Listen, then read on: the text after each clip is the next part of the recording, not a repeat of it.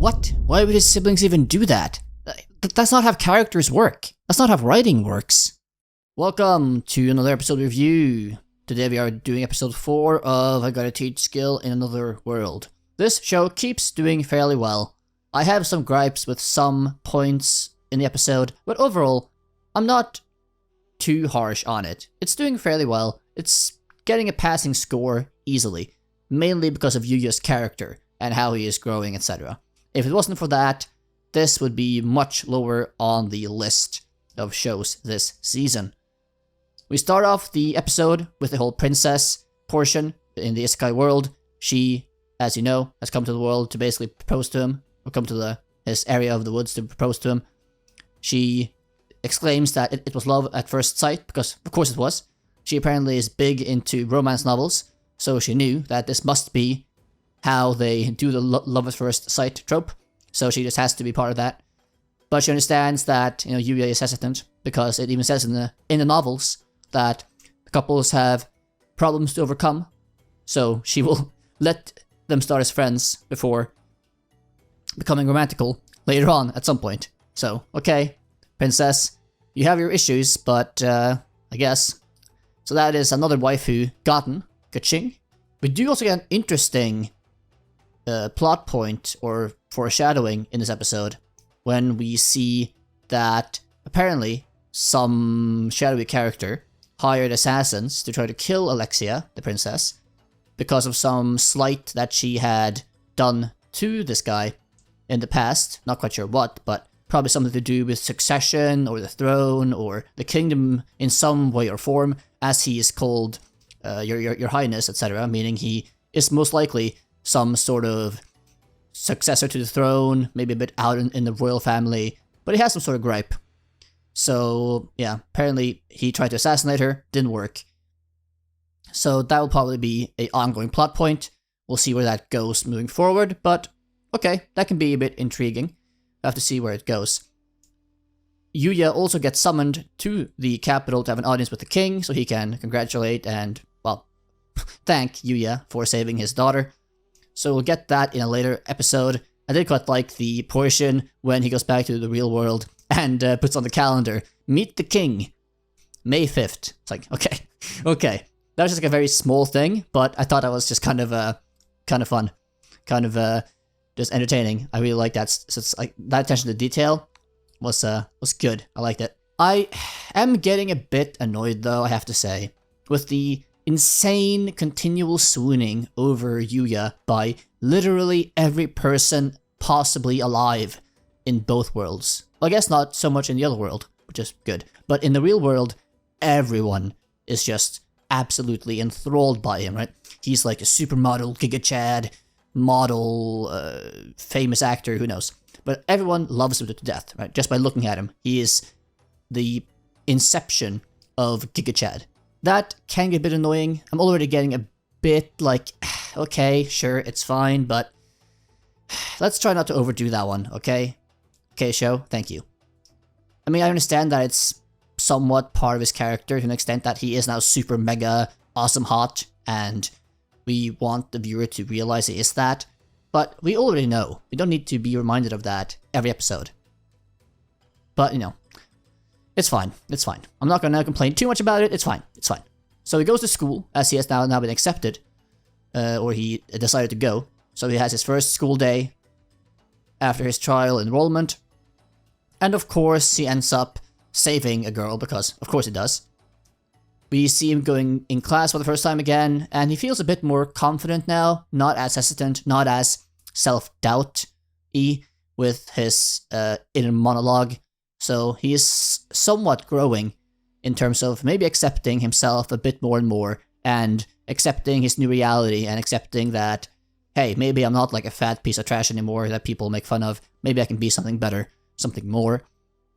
We do get as I said, the girl-saving moment, number 1 in the episode, when he saves Kaeta, which is a new girl we get introduced to, a new redhead, that is saved by Yuuya when he basically catches a football out of midair, but that is accidentally shot at her, and scores a goal with it, of course making the girls swoon even harder.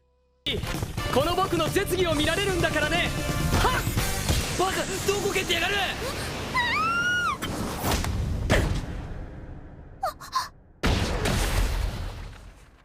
So that is probably another waifu get, because it clearly seems that she wants that D badly.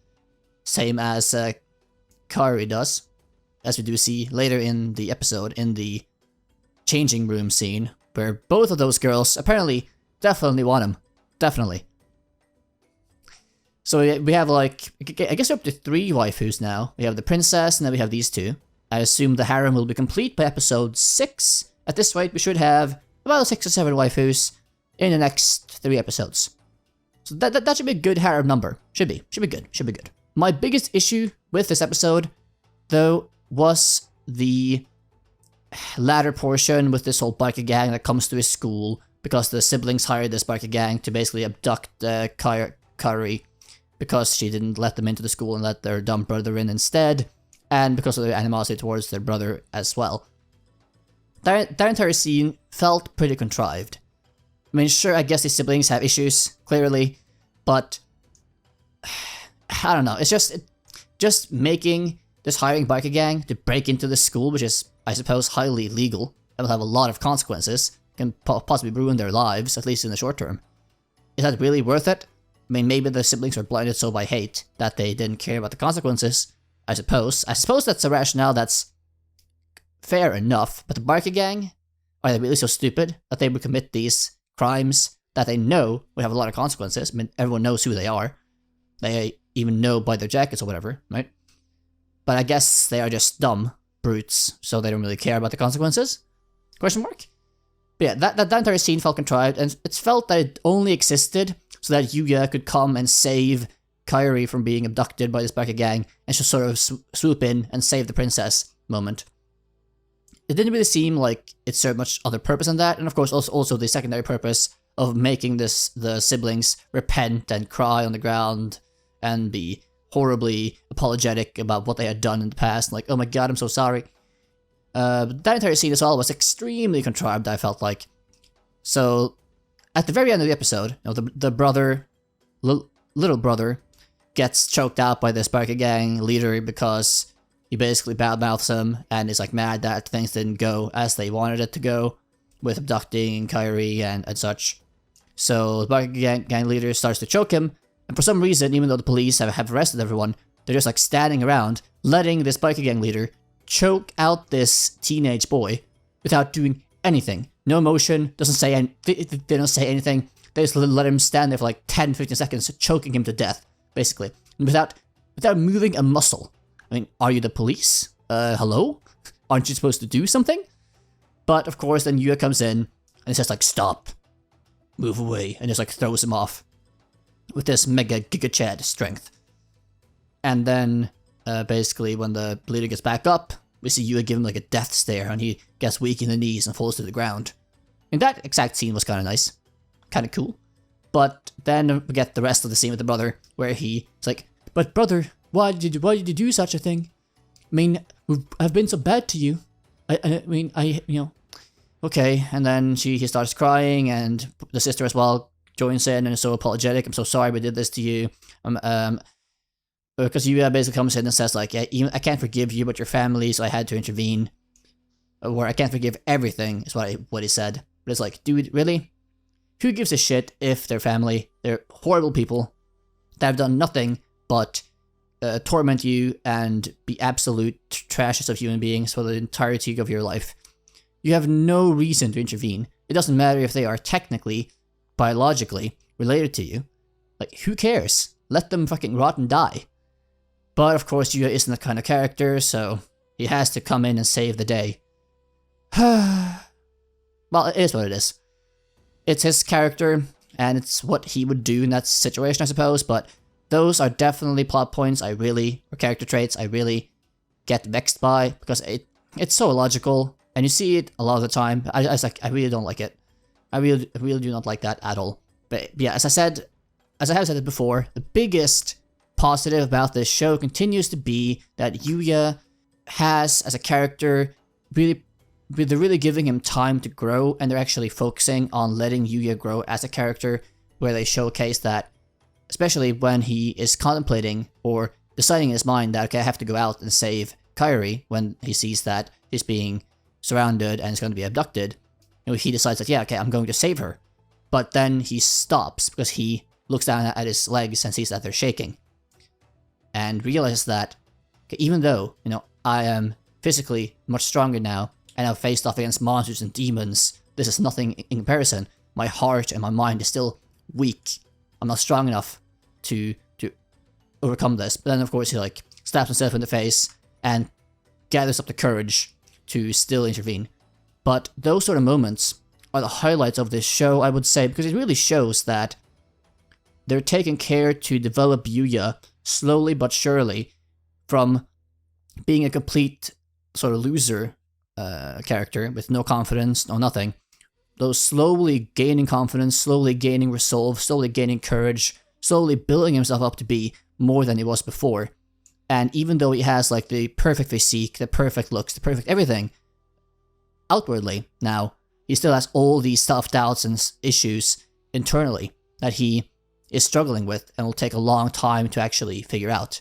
Because, this isn't something you can just deal with overnight. I mean, people that have been fat, for example, in their youth can be super Giga Chad fit and look great in the present, but they still have all these internalized trauma and issues that they can't get over, even years and years after that part of their lives ended. So that they're highlighting that and really spending time on developing that is something I really do like in this anime, and it's the best part of this anime, in my opinion. Apparently, from what I read, the light novel does cover the entire police scene a bit better, so where the police actually try to intervene, or something like those lines. So if that is the case, good job light novel, why didn't you do that in the anime? It just feels so weird. But okay, sure. I was wanting a bit more action as well from the biker gang scene. He just sort of dodges it all and looks super suave and nice doing it, but I was hoping to get a more pure action where he just knocks their teeth out or just breaks their backs or something. Just more pure, brutal action. But I guess Yuuya isn't that kind of character again. He isn't that sort of brutally violent, direct person in how he deals with confrontation. So we just get more of the other thing instead, which is okay, but not gonna complain too much on that point. But yeah, my biggest issue with this episode though was definitely the siblings arc, as I mentioned. It's just so annoying, where it's completely unrealistic and completely contrived that the siblings, in 1 second, are plotting to abduct this girl, Kairi, his friend, because they didn't let him into this school, and also and they say they hate their brother and they want to kill him basically. And then just because Yuuya, in one instance, intervenes to help the brother, just in those 10 seconds, he goes from wanting to end him to being super apologetic, crying on the ground, bowing, and begging for his forgiveness. It's that's not how character development works. You don't just switch from this extreme to this extreme in a matter of a minute. These things take time.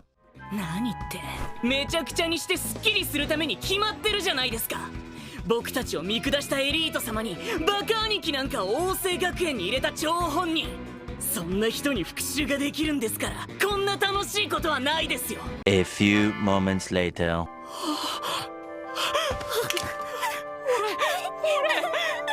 めんなさい。